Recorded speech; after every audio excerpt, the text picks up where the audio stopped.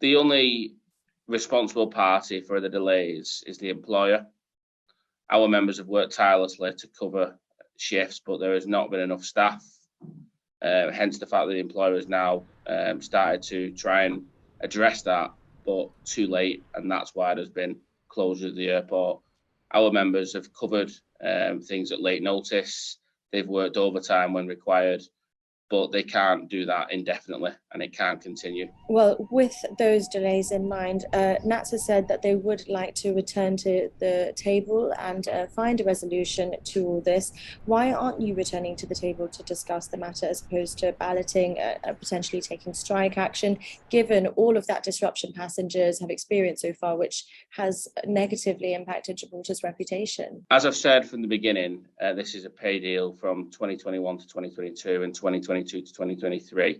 We was clear with the employer that we can't delay any further because our members need this cost of living increase. We've met the employer on more than 3 occasions. On the last occasion, they asked us for extra time to come back with an improved offer.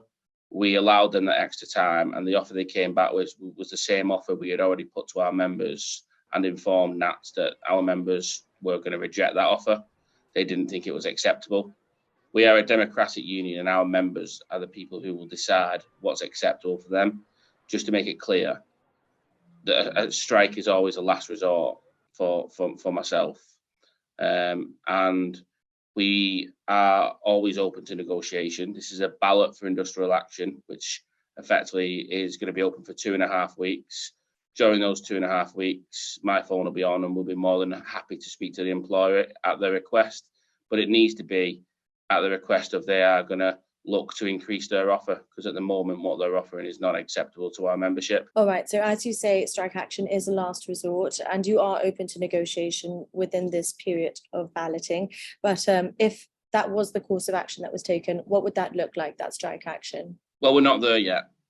So, we would have to consider what that would look like. It could obviously lead to the closure of the airport. That could be continuous action, or it could be 1 day a week, or it could be, at any time of our choosing within a 6-month period the mandate would give us. So I'm fully understanding of the impact that could have on Gibraltar and anyone living in Gibraltar. And it's our members who have, I'll repeat, it's our members who have tirelessly worked to keep Gibraltar Airport going over the last couple of years, despite many things getting, on top of them in terms of not having enough staff and having to rely on overtime to run the airport. The Chief Minister of Gibraltar mentioned in Parliament not long ago that the government would do a better job of running the control tower, given all the issues we've seen over the last year or so. Are you concerned that this move towards potential strike action, the balloting at the moment, could ruin the contract for NATS entirely? No, and that's certainly not our intention. NATS have a long-term contract, and as I've said, we are open to negotiation throughout the entire ballot period.